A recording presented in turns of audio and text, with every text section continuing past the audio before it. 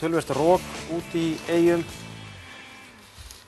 Þannig að IBF sótti með vindi í fyrri hálfleik en tókst illa að nýta sér það. Hér sjáum við Halldór Hermann Jónsson í dauðafæri. Albert Sævarsson stóð í markinu og fékk síðan spark þarna frá Almari Ormarsinni. Þetta var besta færi Framara í fyrri hálfleik.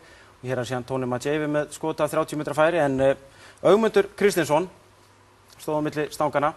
Hann stóð sér mjög vel í þessum leik og varði þetta skot frá Tóni. Þarna sjáum við brot. Við ætlum að skoða þetta aðeins betur eftir en þetta er Eiður Aron Sigurbjörnsson sem er brotlegur þarna.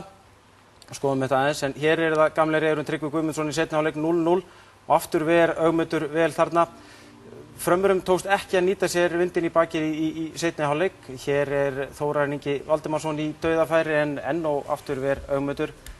Framarar ekki á hlæðiskerstættir með hann. Hér er síðan bjargað á marklínu.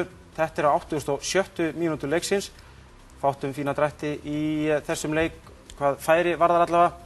Hér erum við síðan komin á 93. mínútu, 92 mínútur og 57 sekúndur búnar þarna að 3 mínútna uppbótartíma.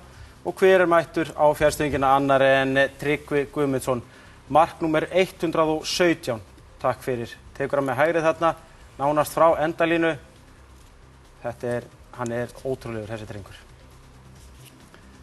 Hann ætlar ekki að tapa. Hann ætlar ekki að tapa. Hann ætlar ekki að hætta heldur þegar hann er búinn að ná Inga Birni Albertsinni. En Framarar tóku miðju. Sýnist að vera Jón Guðni Fjólusson sem ætlar að negla markið þarna. Hittir hann illa og leikurinn flautar af. 1-0 sigur hjá Eyjamönnum. Þeir byrja þetta mót vel.